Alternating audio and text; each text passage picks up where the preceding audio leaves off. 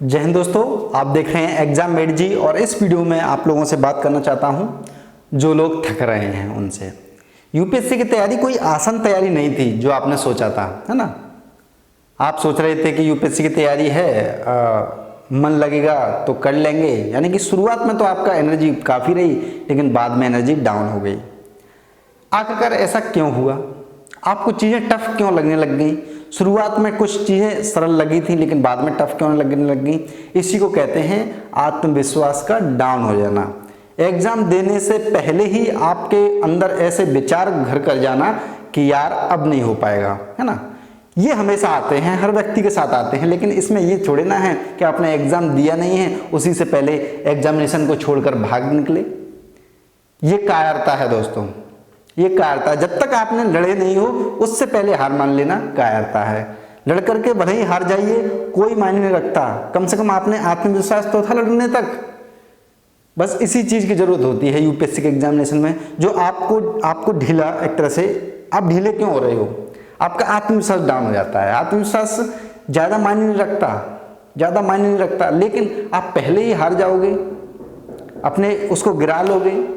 जो भी आप करना चाहते थे आप मुड़ जाओगे कहीं ना कहीं। चलो यार ये तो काफ़ी है, हिंदी मीडियम में तो कोई सिलेक्शन भी नहीं है, बहुत सारे इंग्लिश मीडियम में लोग हैं, द हिंदू पढ़ना पड़ता है, इंग्लिश मुझे आती नहीं है, क्या होगा आखिरकार।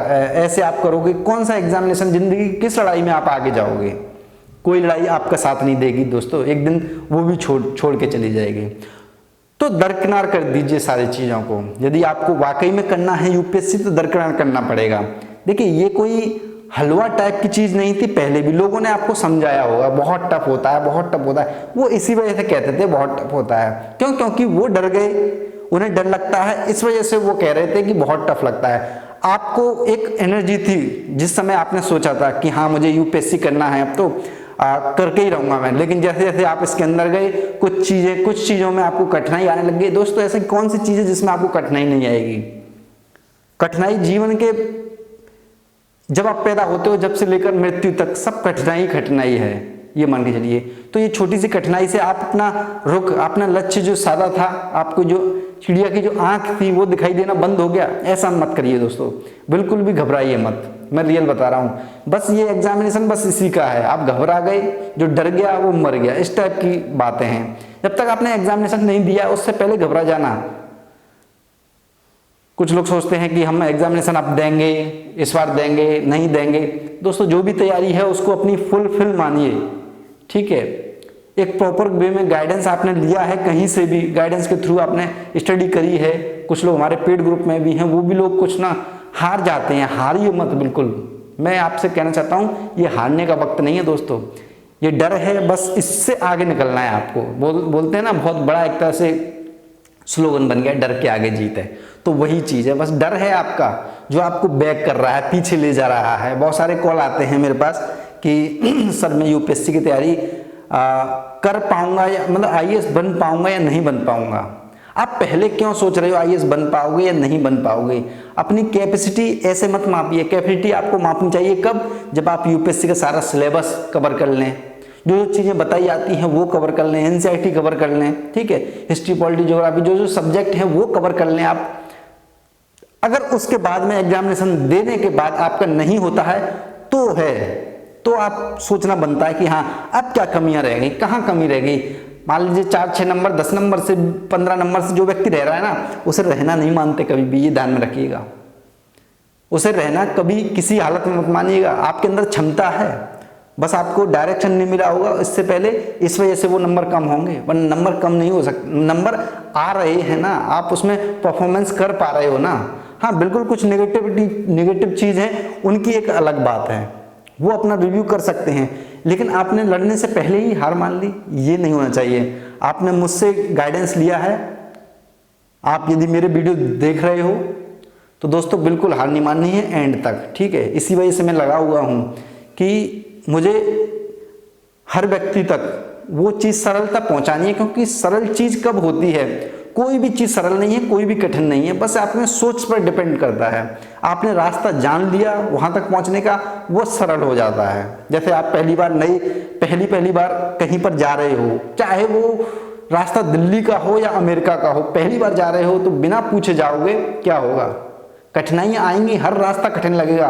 आपसे कोई कह दे कि दूध वाला से दूध ले आइए, बिना बताए ही दूध लेकर आना है, आपको पता ही नहीं है दूध कहाँ से लेकर आना है। यदि आपको कोई रास्ता बता दे, ऐसे जाना है, ऐसे जाना है, ऐसे जाना है, ठीक है, तो आप तुरंत चले जाओगे, थोड़ा बहुत खोजोगे, इधर उधर पूछोगे, पहुंच जाओगे। कोई आपके साथ यदि चले तो वो और बेहतर है। तो मैं आपके साथ चलना चाहता हूं और आपके साथ चल रहा हूं। किसी भी प्रकार की नेगेटिविटी में आपको हार नहीं माननी है।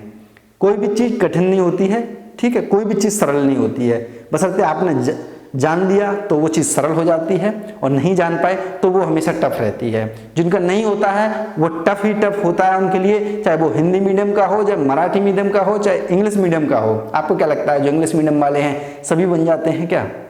उनके लिए भी वो टफ एग्जामिनेशन हो जाता है अपने आप में। लेकिन वो कब होगा? जब वो नहीं बन पाएंगे। क्योंकि जब दीवार है, एक भूसे से जब आप दीवार को तोड़ते हो, चलिए ये तो एक हाइपोथेटिकल बात हो गई, मैं अपना एक उदाहरण देता हूँ। मुझे काफ़ी डर लगता था ईंट तोड़ने से, ईंट, ठीक है, थोड़ा सा मैं बचपन में ऐसा ही था, कुछ न कुछ ऐसी चीज़ें करता रहता था, है ना। तो लोगों ने ईंट रखी, ईंट तोड़ने से पहले मुझे ऐसा लगता था हाथ टूट जाएगा मेरा, एक हाथ टूट जाएगा, ये पक्का लगता था मुझे। लेकिन मैंने क्या किया, एक तरह से मैंने सोच लिया, मैंने अंदर ही अंदर सोचा कि यार तोड़ सकता हूँ मैं इस ईंट को। जब मैंने ईंट को हाथ दिया तो पता भी नहीं पड़ा ईंट कब टूट गई दोस्तों, कब टूट गई। बस वो जो डर था उस तोड़ने से पहले तक था।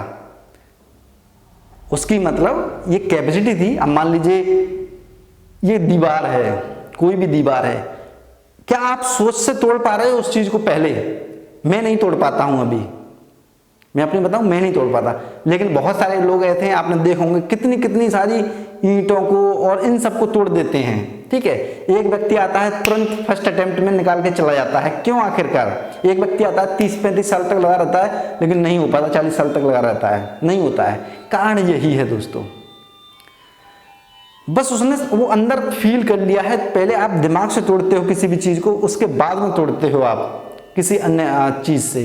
तो ये आपको ध्यान में रखना होगा, पूरी तरह से आपको छोड़ना नहीं है बिल्कुल भी। जो आपके मन में आ रहा है, कोई भी छोड़ने से रिलेटेड कोई भी चीजें, वो बिल्कुल नहीं छोड़नी है आपको।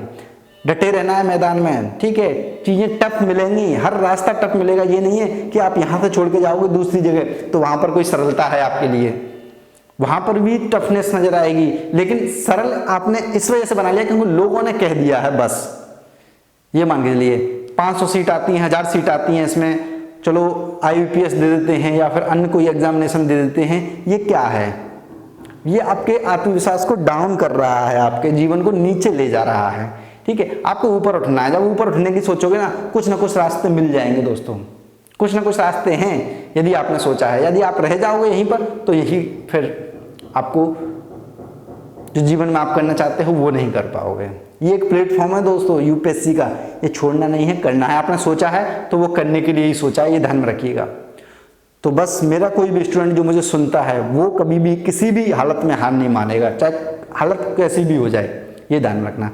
इस वजह से हार नहीं मानेगा कि ये मुझसे होगा नहीं, ठीक है। उसकी एक अलग इच्छा हो, अलग कि मुझे कुछ और करना है, मेरा इसमें ज़्यादा मन नहीं है, वो एक अलग चीज़ हो सकती है, ठीक है।